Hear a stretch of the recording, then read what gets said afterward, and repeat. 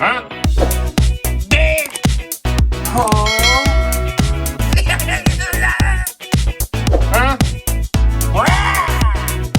Dirt!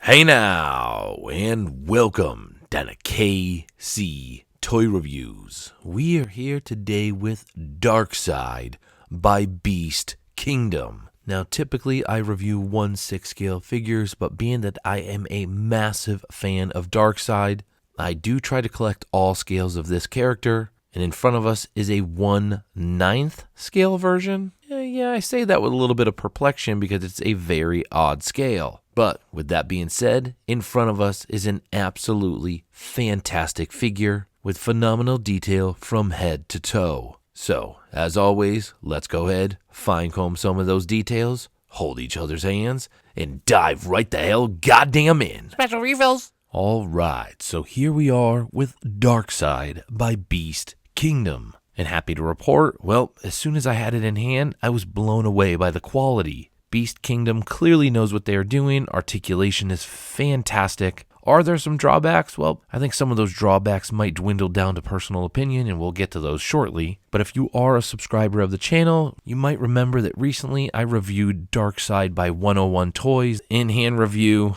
was that it was a big piece of crap. That's right, 101 Toys Darkseid was a giant piece of crap. And don't let anybody tell you otherwise. I do have a review up of that now. There were some absolutely hilarious moments where this thing was literally falling apart in hand, but ultimately it looked like a McFarlane Toys just blown up. And had I paid $100 for it, maybe $150, I wouldn't have bashed on it the way I did, but for $350 shy of $400, it ended up being one big, fantastic, that's right, you have no idea what I'm about to say, piece of crap. So knowing that there's only two other decent ones out there, one being Storm Collectibles and the other being Mezco, we now have a bunch of different options and variations of Darkseid out there. Again, if you're very particular about size, then it might not be for you. And being that the only difference between them is size, I still had to get my hands on them, check out the detail and what each artist/company pulled off. Now, drum roll, Beast Kingdom, the one in front of us is, in my opinion now, one of the most superior versions. I will have a comparison version between the Storm Collectibles, Mezco, and Beast Kingdom. I'll get all three of them side by side just so we can check out the differences between one another. But again, initial observations is this is now King of the Mountain.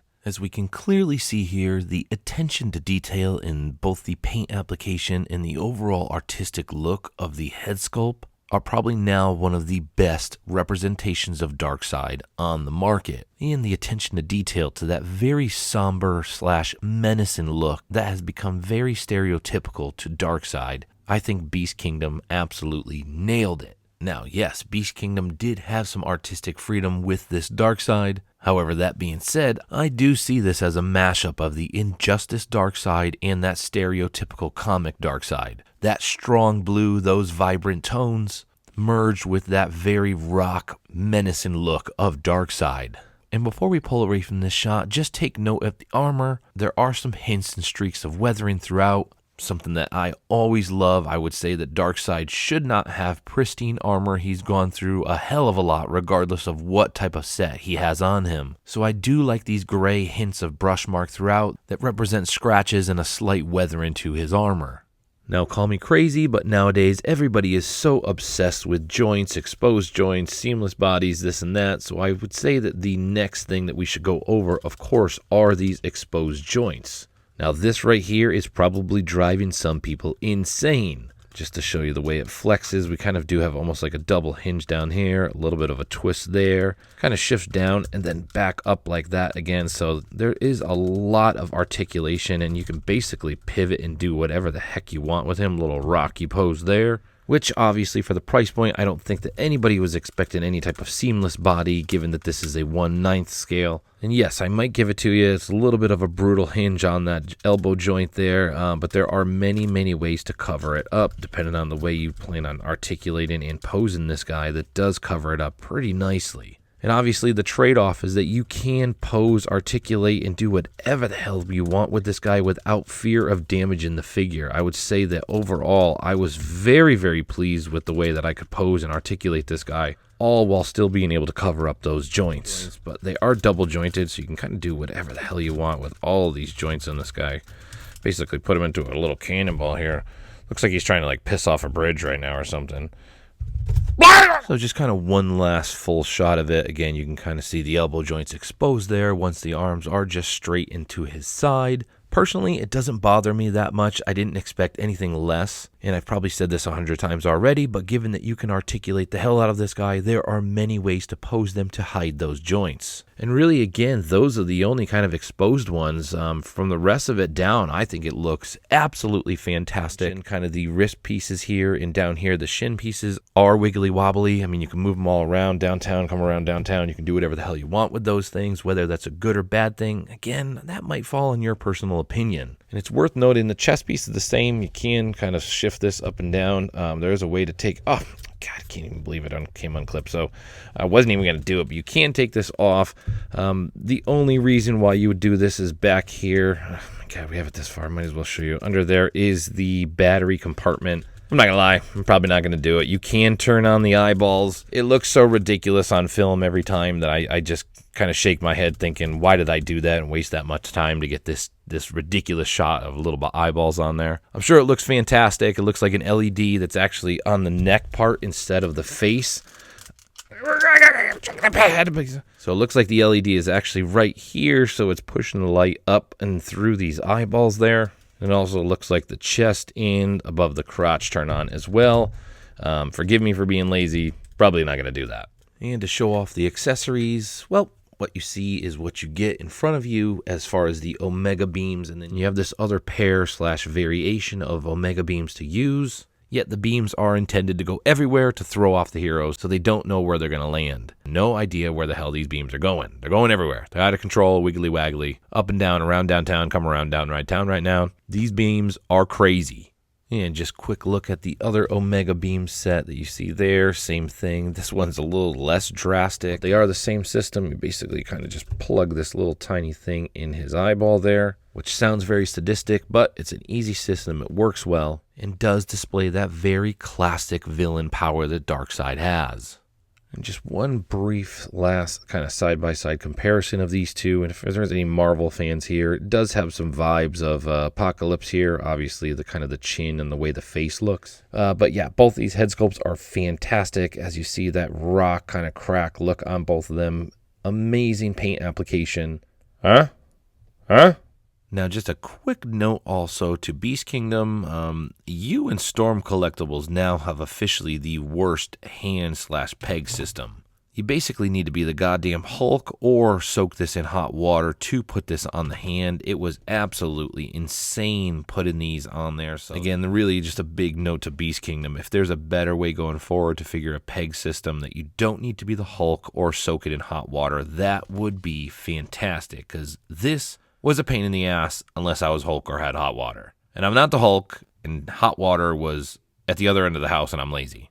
And then just to show off, we do have a branded Darkseid stand. From my knowledge, this is an officially licensed product. The stand was to be expected. They did a good job. The only thing that looks a little odd is the size of it. I don't know what you guys are thinking over there. This should have been double, if not quadruple the size. It's nice that it was included, but he does stand on his own very, very nicely. So even if you don't use this ridiculously small stand, there's not too much fear of this guy falling. As we see throughout the whole video, he hasn't fallen once. And if you're subscribed to me, you will know that I drop figures all the time. And hey, it's a good time to say it. Please like, subscribe, and share this video. It absolutely helps, and I appreciate all the channel support.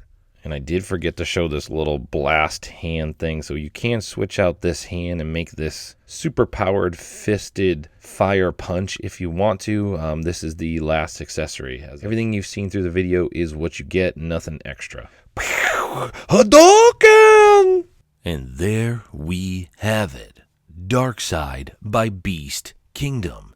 And dare I say, scale aside, we now have one of the best representations of Darkseid in a collectible format on the market. Everything from paint application to articulation to the armor, the slight weathering on this figure is top notch. So much so that I would say that Beast Kingdom is officially on my radar. I'm going to check out all their future releases, their past releases. They have caught my attention forever. I think truly, as we've harped on throughout this video, the only thing that you really could be aggressive about is those exposed joints. But given that Darkseid does have rock skin, this is a 1/9 scale figure, I would expect nothing less. I didn't expect seamless. I'm not even sure that we are doing it at this point and at this scale. And what they've done, similar to Storm Collectibles, in the way of hiding those seamless joints when you have them in a nice action type pose, is top notch. The paint application rivals 1/6 scale figures that I've seen out there, especially the head sculpt on this guy. Yes, there is some creative freedom there, but there's a lot of pulls of inspiration. Injustice, Gods Among Us, classic Darkseid,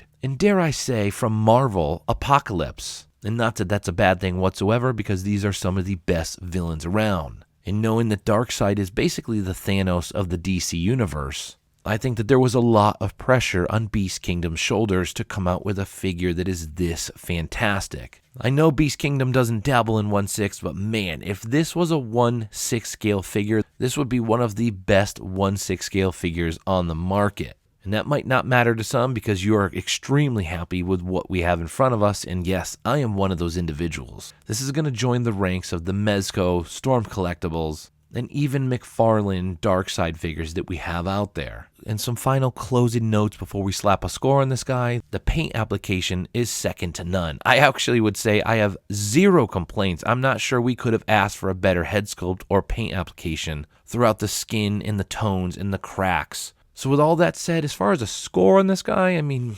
personally, it's going to be rather high because, again, I can't think of much wrong with this figure other than those exposed joints. And, well, I would say that with air quotes because I'm not even sure that's something that's quote-unquote wrong with this figure. So what comes to mind on this figure is actually going to be a 9.3 out of 10. In this scale, in this form, in this specific representation of Darkseid, you cannot get better. Anything better would be some extreme nitpicking. Yes, the stand could use a little bit more space, but it was branded and it looked nice. So with a 9.3 out of 10 at $150, I highly suggest this piece. In fact, so much so that I bet you this will sell out. It'll be in the $200 to $250 range not too long from now. And with all that said, we're going to go ahead and wrap it up here today at KC Toys with a 9.3 out of 10 Darkseid Beast Kingdom Artistic Freedom up the Pazuzu. I'm not even sure what that means, but I just love what they did, and the excitement